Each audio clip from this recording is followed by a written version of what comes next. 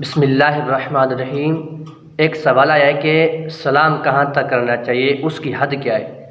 کچھ کہتے ہیں کہ السلام علیکم ورحمۃ اللہ وبرکاتہ، جنت الحلال و دوزخ الحرام۔ یہ سلام کہاں تک کرنا چاہیے، اس کی حد کیا ہے؟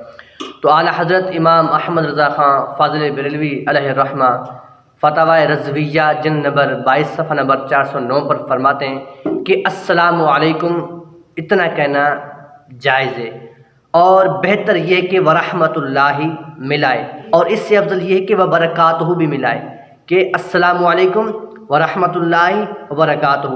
اور فرماتے ہیں کہ جتنا سلام کرنے والے نے الفاظ کہے اتنے کا اعادہ کرنا ضروری ہے۔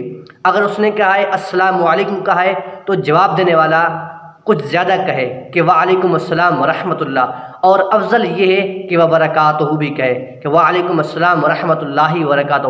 اس سے زیادہ نہیں ہے۔ یہ جنت الحلال و دوزخ الحرام یہ نہیں ہے، صرف کیا ہے السلام علیکم ورحمۃ اللہ وبرکاتہ۔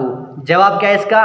وعلیکم السلام ورحمۃ اللہ وبرکاتہ۔ واللہ تعالی اعلم۔